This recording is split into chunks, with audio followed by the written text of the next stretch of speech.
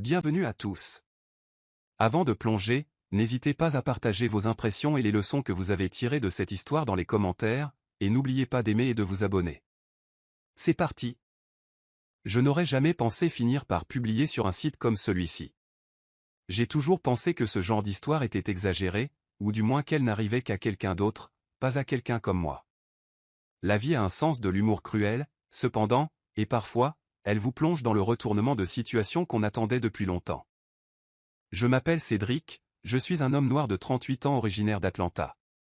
Voici l'histoire de la façon dont la trahison de la femme que j'aimais, de ma famille et de tous ceux en qui j'avais confiance m'a brisé, et comment, dans les cendres, j'ai appris à me construire une vie tranquillement. Ayant grandi dans le West End d'Atlanta, j'ai connu des difficultés dès le début. Ma mère s'est donné du mal pour nous élever, mes deux sœurs et moi, après la séparation de mon père. J'ai grandi en la regardant se démener, déterminé à offrir à ma propre famille une vie meilleure, stable, sûre et prospère. J'ai financé mes études, puis j'ai créé ma première entreprise à 26 ans. J'ai fait des sacrifices, j'ai perdu le sommeil et j'ai tout donné pour que mes proches n'aient jamais à s'inquiéter comme moi enfant. Cette motivation a porté ses fruits. À la trentaine, j'avais déjà créé quelques entreprises prospères, des biens immobiliers, une concession automobile et quelques investissements. L'argent n'était plus un souci. En fait, pour la première fois, j'ai eu l'impression de pouvoir respirer. À cette époque, j'ai rencontré Mathilda au mariage d'un ami commun. Elle était magnifique, douée pour les blagues et semblait illuminer chaque pièce où elle entrait. On a commencé à discuter ce soir-là, et à partir de ce moment-là, j'étais accro. Notre vie amoureuse était un tourbillon, dîner dans des endroits chics de Buckhead, escapade le week-end à Savannah, et même un voyage improvisé à Miami pour conclure mon premier contrat à 7 chiffres. Mes amis plaisantaient en disant que j'étais épuisé, et peut-être que c'était le cas. Mais après une vie de galère, j'étais prêt pour l'amour. J'ai donné à Mathilda tout ce qu'elle demandait. Des sacs de créateurs, de nouvelles voitures, des vacances, et même une cuisine sur mesure quand elle a dit vouloir se lancer dans la cuisine. Rien n'était jamais trop. Nous nous sommes mariés 2 ans après notre rencontre. La cérémonie était grandiose, coûteuse et magnifique, exactement comme elle le souhaitait.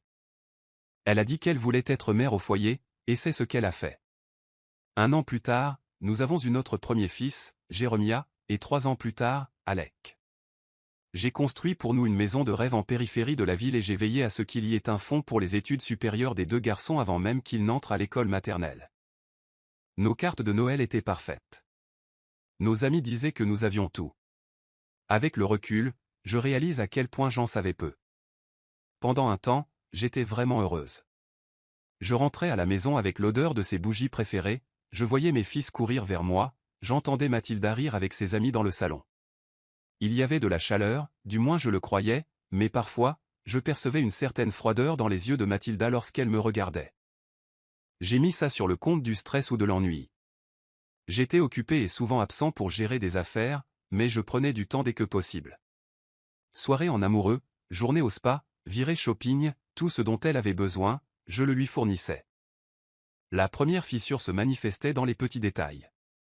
Son téléphone était toujours face cachée. Elle disparaissait dans le jardin pour prendre des appels privés. Elle passait de plus en plus de temps avec ses amis, rentrant tard avec de faibles excuses et une légère odeur d'eau de Cologne inconnue.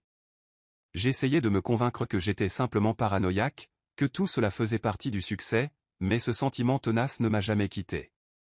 Et puis, l'automne dernier, c'est arrivé. Je rentrais d'un dîner d'affaires tardif, avec l'intention de surprendre Mathilda avec des fleurs et des plats à emporter de son restaurant préféré. La maison était presque plongée dans l'obscurité, mais j'entendais des rires s'échapper de la cuisine. En m'approchant, j'ai surpris la fin d'une conversation qui ressemblait à une expérience extracorporelle. Mathilda, entourée de ses amis les plus proches, était adossée à sa chaise, un verre de vin à la main, et disait « Il est trop bête pour se rendre compte que je l'ai trompé ». Mon corps tout entier s'est glacé. C'était comme si le temps s'était arrêté autour de moi, et je n'entendais que les battements de mon cœur dans mes oreilles. Je restais là, hors de vue, espérant ne serait-ce qu'un soupçon de mauvaise blague. Au lieu de ça, ses amis éclatèrent de rire, et l'un d'eux dit « Ma fille, t'es folle ». Un autre intervint, « Il te prend sûrement pour une sainte ». C'est là que j'ai compris qu'il ne se cachait rien, juste à moi. Je suis ressorti sur la pointe des pieds et me suis assise dans ma voiture, essayant de reprendre mon souffle. Le monde semblait déséquilibré, comme si la gravité avait changé. Une partie de moi voulait foncer et exiger des réponses. L'autre, celle qui avait passé des années à se battre pour cette famille, refusait d'y croire. Je suis resté dans la voiture des heures, à ressasser ses paroles, à regarder les lumières de la cuisine s'éteindre, à voir les silhouettes de ses amis partir, à entendre le rire de Mathilda résonner dans ma tête. Le lendemain matin, elle était toujours aussi souriante, préparait le petit déjeuner et me demandait des nouvelles de ma réunion. Je la fixais du regard, cherchant une faille dans son masque. Je ne dis rien. J'ai alors décidé qu'il me fallait des preuves. Pas seulement pour moi, mais parce que je savais qu'à la seconde où je l'accuserais sans preuve tangible, elle retournerait la situation contre moi. C'est ce qui s'est passé avec Mathilda. Si elle se retrouvait coincée, elle passait à l'attaque. Alors j'ai commencé à creuser. Discrètement. Je vérifiais son téléphone dès que possible, mais elle était douée pour cacher des choses. Finalement, j'ai trouvé son deuxième téléphone caché derrière ses boîtes à chaussures, dans le placard. Ce téléphone était un véritable champ de mines. Des textos avec des hommes dont je n'avais jamais entendu parler, des conversations avec ses amis qui préparaient un voyage à Miami. Les mains tremblantes, je lisais des messages sur les hommes qui venaient, qui couchaient avec qui, et même son excitation folle à l'idée de rencontrer son homme avant le voyage. J'avais l'impression que ma poitrine allait se serrer. Je ne pouvais ni manger ni dormir. Chaque instant passé avec elle était comme une performance. Nous faisions tous les deux comme si de rien n'était. Pendant ce temps, je la regardais faire des projets, faire ses valises et envoyer un texto à un certain 3 tard le soir. Ce nom était devenu une malédiction dans mon esprit. Pourtant, je n'ai pas explosé. J'avais besoin de savoir à quel point la trahison était profonde. C'est là que l'idée d'un test ADN m'est venue. C'était sale, honteux, mais la suspicion me rongeait. Je me suis souvenu qu'à la naissance de Malik, sa mère avait plaisanté sur le fait qu'il ne ressemblait à personne dans ma famille. Sur le moment, j'en ai ri. Maintenant, ça me hantait. J'ai emmené les garçons chez le dentiste sous prétexte de contrôle et j'ai prélevé les échantillons moi-même, mes mains tremblant tellement que j'ai failli laisser tomber les écouvillons. Je les ai envoyés et j'ai passé les 2 semaines suivantes dans le brouillard, à peine capable de travailler, à peine capable de regarder mes fils sans avoir le cœur brisé. Les résultats sont arrivés un jeudi. J'ai ouvert le courriel, seul dans mon bureau. Les 2 garçons, Jéremia et Malik, n'étaient pas mes enfants biologiques. Je restais assise là, les yeux rivés sur l'écran, engourdi. Toutes ces années d'histoire du soir, de jeux de ballon et de fêtes d'anniversaire. Rien de tout cela ne m'appartenait, pas vraiment. Cette nuit-là, j'ai à peine parlé. Mathilda était de nouveau au téléphone, ricanant dans une autre pièce, préparant son séjour à la plage. J'avais l'impression d'être dans un cauchemar dont je ne pouvais me réveiller. Le lendemain matin, j'ai attendu qu'elle finisse son café avant de la confronter. Mathilda. Je sais tout. J'ai dit doucement. Le voyage. Les autres hommes. Les garçons. Elle n'avait même pas l'air surprise. Elle posa sa tasse, croisa les bras et dit, « Et alors ? Tu te prends pour une sorte de détective maintenant ? Si tu m'avais écouté plus attentivement, je n'aurais peut-être pas eu besoin d'aller voir ailleurs. Ce que je fais ne te regarde pas. Tu es pathétique de fouiner. Ne me pose plus jamais de questions. » J'essaie de garder mon calme, mais sa blessure est plus profonde que n'importe quelle blessure. Elle m'a traité de tous les noms, d'idiot, de faible, de pas même assez viril pour garder sa propre femme. Cette nuit-là, elle a fermé la porte de la chambre à clé et m'a fait dormir sur le canapé. La semaine suivante fut pire. Elle étalait devant moi ses conversations avec son amant secret, envoyant des textos et riant sans même avoir la décence de le cacher. Je suis devenu un fantôme dans ma propre maison. Mes amis ont remarqué que j'étais renfermé. Ma mère m'a appelé, inquiète du changement de ma voix. Mais je n'ai pas pu me résoudre à en parler à qui que ce soit. Mon orgueil m'empêchait d'admettre que j'avais perdu le contrôle de la vie que j'avais tant travaillé à construire. Après 7 jours de cette torture, je savais que j'en avais fini. Il n'y avait plus rien à défendre. Elle n'avait aucun remords, aucune honte, et se fichait des dégâts qu'elle avait causés. J'ai fait une seule valise un soir, après qu'elle se soit endormie.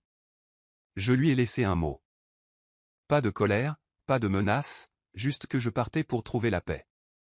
Je suis sorti de cette maison la tête haute, sans me retourner. Les premières semaines ont été un enfer. J'ai loué un petit appartement à 2 catures, aux murs nus et aux meubles d'occasion. J'étais passé d'une maison de rêve à quelque chose qui ressemblait à peine à un refuge, mais au moins, c'était à moi. La nuit, je restais éveillé, repensant à chaque instant de mon mariage, à chaque signe que j'avais manqué, à chaque fois que j'avais ignoré mon instinct pour préserver la paix. Mathilda n'a pas appelé, ni envoyé de SMS. J'ai appris par des amis communs qu'elle avait organisé une fête la semaine de mon départ, se moquant de mon absence comme si je n'étais qu'un désagrément mineur. Sa famille m'a coupé les vivres. Mes propres fils ont cessé de venir me voir après que Mathilda leur a dit que j'étais trop occupé pour eux. Même au travail, j'ai commencé à entendre des murmures, des ragots de gens qui ignoraient tout de ce qui se passait, mais qui étaient prêts à choisir leur camp. J'ai failli me perdre dans cette solitude. Il y avait des nuits où je buvais trop, des matins où je n'arrivais pas à sortir du lit, mais finalement, quelque chose en moi refusait de la laisser gagner. Je m'étais construit à partir de rien auparavant, et je pouvais recommencer. Je me suis investi dans mon travail, acceptant tous les projets qui me tombaient sous la main. J'ai recommencé à étudier le soir, déterminé à terminer enfin le diplôme d'ingénieur électricien que j'avais abandonné lorsque mon entreprise a décollé des années auparavant. J'ai arrêté de parler de Mathilda à qui que ce soit. J'ai réalisé que moins on connaissait ma douleur, moins elle avait de pouvoir sur moi. Les jours se sont transformés en mois. Petit à petit, l'appartement a commencé à ressembler à un chez-moi. J'ai accroché des photos de ma famille, même celles des garçons, car elles faisaient toujours partie de mes souvenirs, même si elles n'étaient plus de mon sang. J'ai commencé à mieux dormir. Les nœuds dans mon estomac se sont dénoués. Pendant ce temps, la vie de Mathilda a pris un tournant. Le train de vie fastueux que je lui avais offert n'a pas duré.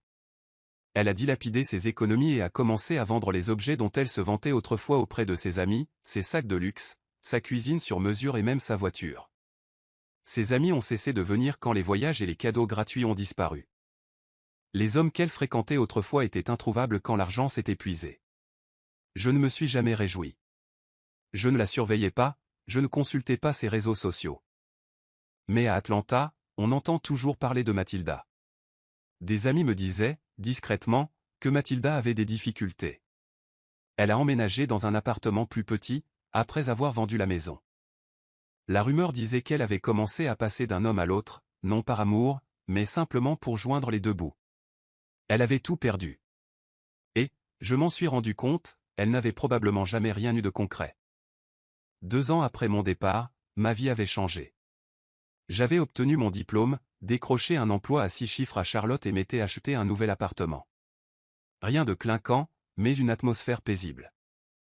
J'ai déménagé sans prévenir personne, sauf ma mère. Pas de message public, pas de grandes déclarations.